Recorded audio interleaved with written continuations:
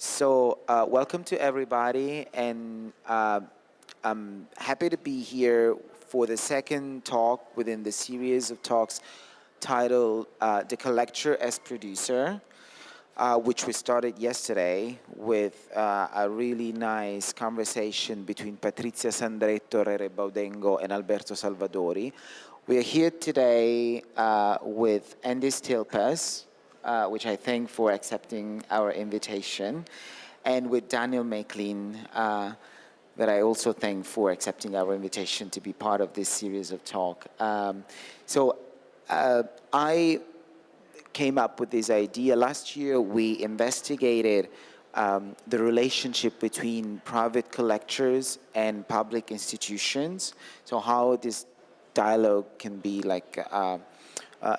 important from the structural point of view, like has always been, we know. And while this year we focused on this idea of the collector as a person that can be actively involved in not only like the physical production of an art piece, but somebody can be actively involved like as a person that is in a dialogue not only with the artists, but with the institutions, the curators, the biennials, the art system in general. And so this is why we invited three different collectors that in different ways have always been in this constant close dialogue with the artist and the other players of the art system. So I'm particularly happy to welcome Andy Stilpas, who took a long trip from Cincinnati to be here, and Daniel McLean, who took a shorter trip from London. So I would like you to leave your the word. Yes, we have the images. So you will, during the conversation, you will see a numbers of images that Andy selected for his presentation.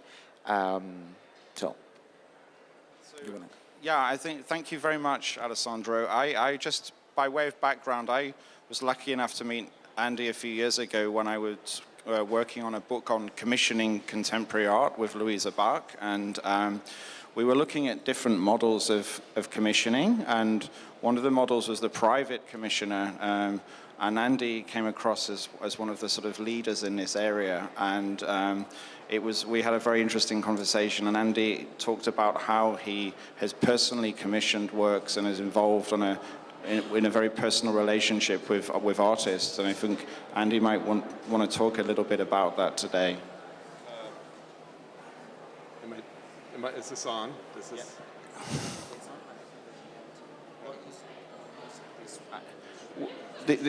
On the back are sort of images of Andy's home. Yeah. I picked images that concern Okay. I picked images that I took of artists visiting when they were working on projects at the house, and which I started commissioning works. I think the first one was around 1987, which was a fountain by Joel Otterson. That was the first slide, and it was. I had a lot of fun working with Joel, and so I continued that every year, doing a few projects, inviting artists to Cincinnati, which is made it easier to live there, to make it more interesting than for you. For me, yeah, and it was a way for me to trick people to come to Cincinnati and stay up late and drink and talk about art, because there wasn't much of that going on in Cincinnati, so it seemed like a very practical thing to do. And it's quite unusual to collect in this way. What was your motivation for it? Had you collected before you started to commission? I bought a few pieces of work before that, and I never thought of myself as being a collector, although in hindsight I was always collecting something like, rocks or postcards and then, books, and so I guess it was bound to be, but bought a house. I was going to teach art history, was my original plan, and I took some time. There was a job. It was difficult to get a job in art history. At the time. Yeah, there was a recession, and so I was talked into, after putting it off for a long time, I was talked into going into the family business and bought a house and had a daughter. The plan was just to take a year off and put some money aside, and then, So you've had two parallel lives. Very compartmentalized. Yeah, and anyway, you got sucked into the money. I sold out in the end, but bought this house and needed remodeling, and the architect knew of my interest in art, and for the front hall, he put a niche, and he said, when you walk in the front door, you should see something really beautiful. And I know you're interested in art, and of course you're going to be an art collector. And so I was like really forced into it, and I bought this piece, and I went shopping and looked and kind of was really excited about the piece. And then the artist was young, and he was accepted in the Whitney Biennial. Who was this? His name, John Kessler. Right. Oh yeah. And that's the bear piece, yeah? Or no. It's a. I don't know if I had a slide of that or not, but in any case, it was fun. I said, this is really exciting, and then I just kept running with it from there. But can you talk a little bit about the commissioning process? I mean, one of the interests with commissioning is you often, as a collector, take risks because you don't kind of know what you're getting. Do you set any limits, or do you sort of go with what comes out at the end of it? No, I have. I just pretty much let the artists do what they want. And they look around the house, they come and stay, and we, talk about maybe we should put something here. Occasionally, it'll be a work that's related to a series that they're doing, so I have an idea what it's going to be. Other times, no, I've never been disappointed. You've never been disappointed? No, I've always gotten more than I bargained for, and that's why you carried on doing it. The one project, there was Karen Kalimnik when she did this. I don't know. I think the door. The door. Well, it's a large installation. I just show it, and it got a little scary after a while. I mean, she kept going, and she wanted to keep going. Cooking. She wanted to go through the whole house, and I said, well, maybe let's just keep it here. But it turned out to be a fabulous piece that I love. So, yeah. And in terms of, do you see yourself as quite a curatorial role when you commission, or is it? No. No. I guess maybe sometimes I think, oh, this works out perfectly, or maybe I have an innate sense of something would work somewhere, but no, I don't really think of it as, as a curator. Mm-hmm. Can you talk a bit about some of the specific commissions? Like one of the most memorable ones is the Felix Gonzalez Torres piece. Well, this slide right here is was one of Philippe Perino. I asked him to come to Cincinnati to do a piece, and he decided to do There were a number of the artists did family portraits. Which started with Gonzalez Torres and did the timeline around the house, and beautiful. And in the timeline, there's one of the dates is a turquoise room, and from that, then Dominique Gonzalez Forrester came to visit, and it turned out there's always these relationships are always like it always works out that there's some relationship between one artist and another, and she stayed with Felix before she came, and it turned out they were like really close friends. And then she wanted to do a piece based on the turquoise room because she was fascinated with it. And there's a slide there, a turquoise room in the woods, which she did this large installation in the woods behind her house, and then there's a drawer, and she would send turquoise items every year, and I would put them in the drawer. That was the plan. So, And then Philippe Perino came and he decided to do a family portrait, a home video, and my daughter's birthday in the 10 years in the future from then. And he decided to make it a turquoise birthday party, and that's what that slide was. how do your kids how do they find it, your family, being sort of growing up with these works alongside them? I mean, part of their lives. How do they respond to it? Your family, yeah. Well, both actually. The artists. It's almost like the artists become welcomed into the family, the sort of the Stillpass family. Yeah, it's really. I mean, I don't know. I mean, it's just really. I mean, you go and hang out and go shopping and dinner and drink. It's fun. I don't. And I wanted to ask you something, because by looking at these images, they almost look like family pictures, they're they like are snapshots. They are snapshots. Yeah, they're snapshots, and this is very interesting because, of course, like when you think about the connection, this is, when you think about the connection between art and life, these immediately go back to certain moments, like, for example, the Dada or the Futurists, when the artists, they were involved into the idea of the art not just as a production of one object, of one commodity, but as a mean to extend the means of the art to the daily life.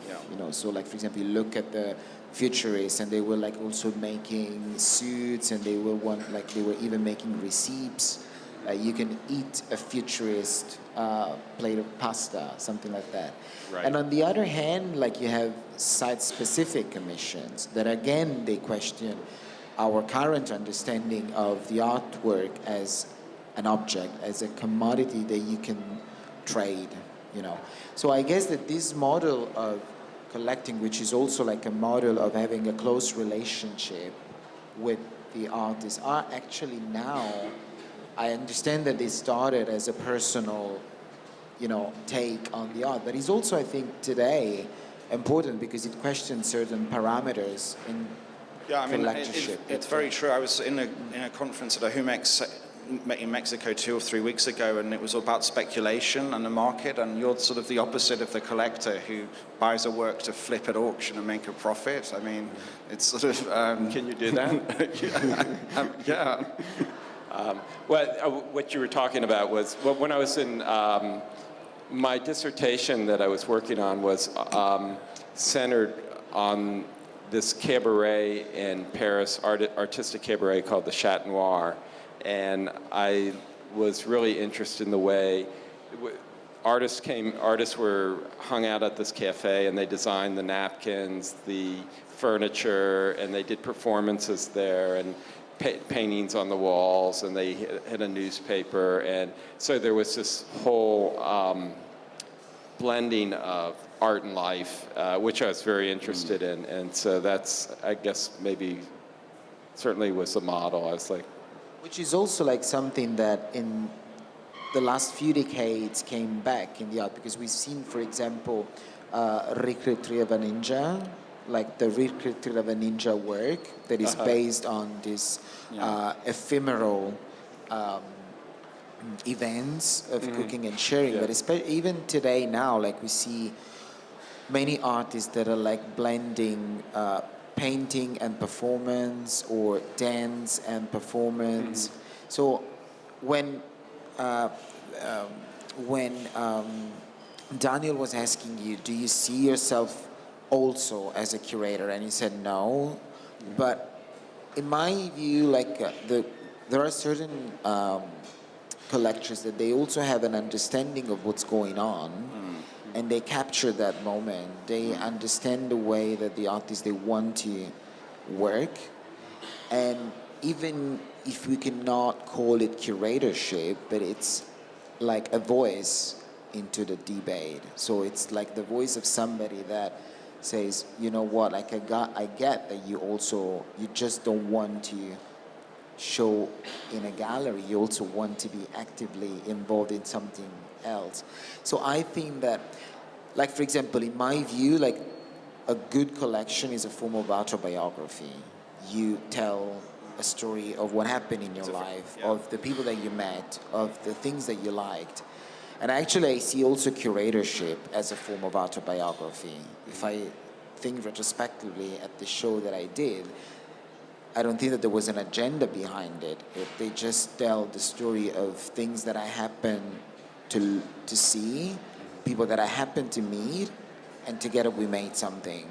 So I don't even know if this is a question, but I think that these are the It's the kind of themes. question I like. Carry on talking. I think that these are the themes now, like this idea of the collection as an autobiography, and by telling that story, you inject into the narratives of these people, like the artists, elements that they will not take for granted. I think that, like, most probably for many of them, it was very important to meet you and to have those conversations or those chances to work in this freedom. I mean, there aren't many collectors who collect like you, Andy. That's what at any rate, that's what we sort of discovered when we wrote the book on commissioning art. Oh, really? Yeah. Yeah, I've met a lot of really great collectors. Well, maybe some really great collectors, and I guess everybody does it differently. Yeah. I had this house, and I was in Cincinnati. Maybe that was the. If you're in New York, it's not so easy to do that, and maybe a big city. But when you're in Cincinnati and you've got a yard and lots of spaces to fill it up, You made a necessity out of a kind of virtue in a way from not having it. Yeah, being in a city. it kind of like all worked out really nicely. I mean, I've like wonderful memories of artists being there, like Philippe when he was working on the film, and one of the best was Martin Creed when he came and he did we had a party, and he also performs as a singer, and he did this performance, and he came to visit with Paula Peavy, and we stayed up till I went to bed around 4 or 5 in the morning every night, and we would just sit and drink and talk all night long. But they would stay up another 2 hours, and it just was, it was like. Have works from your collection been exhibited or shown in any context outside of the home or of the public? I've lent. I mean, I have 2 works out at the Hammer Museum right now in a show, and you mean commission works? Yeah. The Gonzalez Torres timeline has been shown.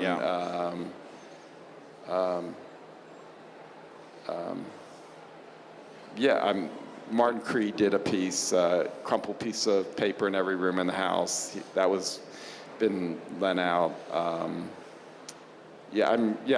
number of the works have. Some of them, it's impossible to do because they're like, built into the house. And what's the sort of future of the house? Because there's obviously a responsibility having these works in the house. I mean, is it something that continues with the house or with your own?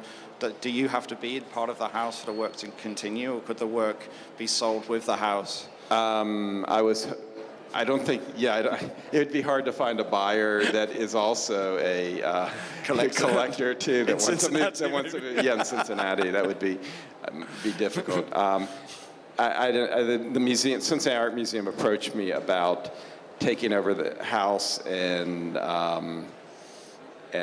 the collection, and I've been talking to them about that. So I don't know if that's it. It's kind of seemed like it. Does it seem like a good idea? I would be very happy with that. Yeah, then they could, and I would probably continue collecting for them, and I could continue these projects, and I just stay for the fun part. But I don't.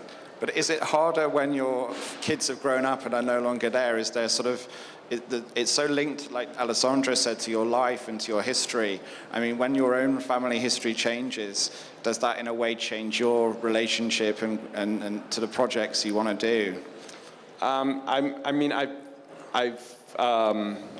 I think it's time for a change. I need some new stories. I noticed in some recent projects that you're appearing in the work, like the Andy Warhol monument. Perhaps you'd like to talk a bit about that. I thought it was very interesting. Well, Rob Pruitt was commissioned by the New York Public Art Fund to do a monument for Andy Warhol, and he needed a model for it, and he somehow picked me. As a stand-in. As a stand-in. So I was scanned, body scanned for, it was a whole day. We went down to Baltimore to some lab and stood there for like 5 hours. And I had no idea that what I looked like. And I got a break after about 3 hours of standing there. I was walking down the hall and everybody's like looking at me and like staring. And then I went into the bathroom and I saw myself in the mirror and I couldn't believe it.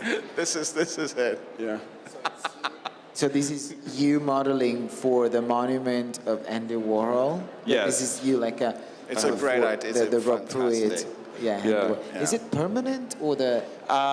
It was there for almost a year. I guess it was there for a year. For a year. And there's, then it went on loan to, I think, to Dallas or Houston for a while. It's like traveling there. And now they're trying to get funding to make it a permanent in New York. Oh, really? Yeah, but Okay, good. Look at it's great. Yeah. Yeah, this is fantastic. That's very nice. What was it made from? it's, I can't remember, some strange new metal. New metal. Yeah, It yeah. looks liquid, huh? Yeah, he wanted it to be silver like, Silver-like. Warhol's, very, very silver like Warhol's balloons. A bit like the clouds. The clouds, right, it's exactly, beautiful. yeah.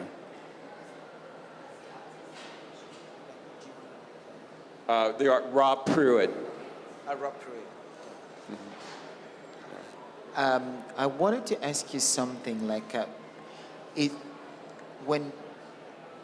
there any particular attention that you put when you invite an artist at which stage of his career is? I mean, like, do you see this also as a way to encourage somebody that is at the beginning of his career, or you also happen to work with people that were more established, or? It's always been generally At the not beginning. established, at the beginning, and that's economic reasons. And so most of the artists that I collect, at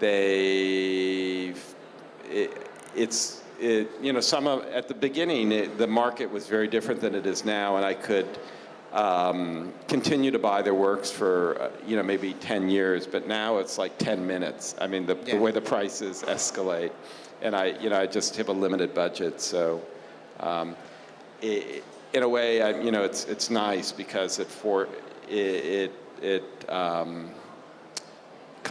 helps me move on. I have a reason to move on and look for, keep looking and thinking about new ideas. And but yeah, I wish things didn't go as fast now. I mean, as they did in the past. Like when I started really collecting right around 1990 in a more sustained way. There was no art market, and any art being produced was just because an artist wanted to make the work. It wasn't to sell because there was not much market. And if a work came that I would see an artist's work that was very challenging, and I wasn't quite, I didn't understand it at all, but I thought you could think about it and take time and look, and then maybe a year later, you say, "Oh, this is amazing. I can't live without this." And generally, that same work would be available. Yeah. Now you go to see shows, artists that's never been hit any show at all, and everything's sold. When you walk in the door before you even get there, and if you buy, or if you do find something interesting, then maybe 6 months from now, they're reselling on at Sotheby's for hundreds of thousands of dollars. It's just kind of out of control. Which is actually kind of killing the chances that these artists they have the time to develop the work. Yeah. We were having this conversation last night, but some of them, they got stuck into just one body of work because this is what the market wants, and whatever they do that is not that particular body of work doesn't market really doesn't value, really like yeah. and so like they got stuck, and they're young, and they were they're supposed actually to have the chances to even fail, even make Right. mistakes, like try something and then do something else, and and develop the work. That's why I think I insist on the fact that this model of collecting also is a form, I wouldn't say resistance to the commodification of the work, but certainly inserts some antibodies into the, what's happening and what we witness in the market. Namely, for example, as you say, like the fact that you don't even have the chances to rethink about the work because you have to be very Yeah. fast in making I mean, decisions. how can, if you're, a work of art should be something new or something that you don't understand. It should take you to a new place that you've never been before. And when you see something, when you get in a situation like that, it's not always so easy to recognize or to really, if you don't know what the artist is doing, how can you make a snap judgment about Something that you don't immediately right. understand. And yeah, if he's going in some new direction, it takes some time to catch up. It's not like if you already know what the artist has to say, then it's not really that interesting. I mean, what do you need it for? Yeah, that's what Ileana Sonnabend said, that I like to show things that I don't understand. Yeah. That was all, like 10 years normally is the time, I think. Yeah. That was one of the quotes that Cesar had yesterday. Really? Which is a very interesting thing about collecting things you don't understand. Yeah. Otherwise, why do it, Exactly. I've understood very little of what I've... And maybe even less now. Yeah, that's true. That means you're doing it right. Yeah. Yeah, I think that's true. There is also like something that I wanted to ask you. So I understand that like in this process you get closer to the artist. Was there like a moment in some cases where like the personal relationship got stronger than the interest in the purely linguistic aspect of the work? Did you have the feeling that, okay, I like more the person that what I like now the work, or the opposite? Without naming, I've never met any of the artists that I've been very fond of, and I think, I consider really close friends. A good number of them, especially the ones that came to Cincinnati. And no, I just, generally I think there's a relationship. If you like the person, you're gonna like the art, and and friendships and the work get richer with time. So I don't know. Yeah. Couple artists, I have some really good friends where their work I really like a whole lot, and I like maybe them better than I like their work, or so that happens sometimes too. But then I didn't buy the work, but I always feel badly about that. There is one thing that I wanted to ask you, because I've seen like that image of the autobiography of Zoe Stilpas. Uh-huh. Can you tell us a little bit more about that work? Because Alexandra Mir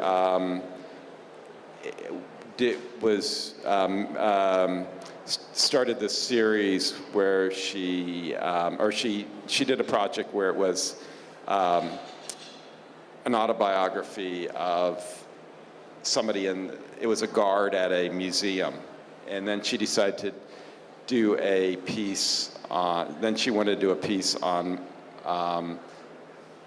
my daughter for some reason. I don't know why. And so my daughter was away on some summer program and couldn't be there for the time that to interview her.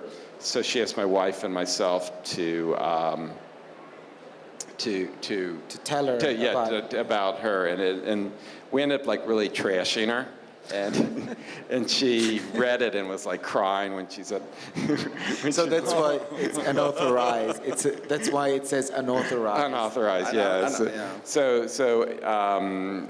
I said, well, okay, what exactly? Because Alexandra and Polly Staple, who was the producer of it, came to Cincinnati, and they made a long trip, and it was like, we have to go through with this. What is it that you don't like? And she picked up about 4 or 5 things that turned out that I had said about her, nothing my wife said about her, that she didn't like. And I asked Alexandra, can we take it out? And she said, absolutely, or reword it. And so she was fine with that. Okay, good. Because this actually, so the work exists as a book. It was a book. The object is a book. Yeah. Which I think it's interesting because it brings back to that reference to the also to the early avant-gardes and stuff. The fact that this sort of freedom expands the media that the artists they decide to use, and so like something can take the form of a relational process or take the form of something that is not just like about the space or about the objects, but also like things that. So I see also like this theme of the expanded media and the dynamics. Yeah, that's what Alexandra is very much interested in that, and the relationship between words and a work, and print and books are very important for her, and. One question is, how do you, in terms of the sort of economics of, how do you establish with artists prices and things like that when you commission without revealing anything in detail? I talk to the gallerist, and I know what so you their have works are. You have I a know what their dialogue with works. the gallery. The gallery is, it's not like you going out directly to the artist. The galleries are sort of involved in the process. Sometimes I'll be out with an artist that I know or meet, and I'd say, why don't you come to Cincinnati and do a piece? And maybe I've collected their work already, not a commission work, and we need to do that. And I know what their price ranges are, and so then I talk to the gallerist, and they don't. There's generally no premium on the getting them to come and do do the piece, so it stays at the same price. So. And so the galleries are very comfortable with this. Yeah. And the gallery's been very nice about it. And it's a great way for I think you were saying, Alessandro, for the artist in a way to escape the sort of confines of the market in a way, and just have a open space, really. I don't know what they like about it, but they seem to maybe get away to a free trip to Cincinnati is not easy to come by. What's the can you talk a bit about some of the other projects you've done post Cincinnati? You mentioned performances, and it's the Nevada site as well, with your involvement with Andrea Zittel. Andrea Zittel, I became really good friends with her, and she did a couple pieces. One of my favorite pieces as a lawyer is the contract that she did with you. Where you I commissioned her to design a uniform for me, and which I had to wear every day, and I had to sign a legal contract that I would wear it exclusively every single day. So I became really good friends with her, really close friends with her, and she bought this house near Joshua Tree, and decided that she wanted to do some kind of art project out there, and asked me if I would somehow get involved in it. And so I went out and looked at property, and I bought property so we could, which became high desert test sites. Yeah. And was involved with that for a number of years. And can you tell me a bit more about what goes on there in Nevada? It's artists submit projects and that they want to do in the desert, and so there's place. It's very similar to around like we at the house where they want to do something, and then on the, when it's usually over a weekend and a map is given out and people drive around, and it's a way to get people to get lost in the desert and get a feeling for it and come. It's like an Easter egg hunt where you. It's very funny because I spent 8 hours in the Nevada desert last year looking for Michael Heitz's double negative, and that was quite an experience. Did you find it? We only found it because suddenly a silver car came out of the desert, and 2 people got out of the car and they said, "That's it over there. We're on the way to see Smithson now." Oh, right. So we found it, but it's quite fun getting lost in the desert. Yeah. It is. It's and so I don't know. That's still ongoing. It's about once a year there's an event, but I haven't been out for a while. I've kind of, but I still hit my property, and events take place on my property out there.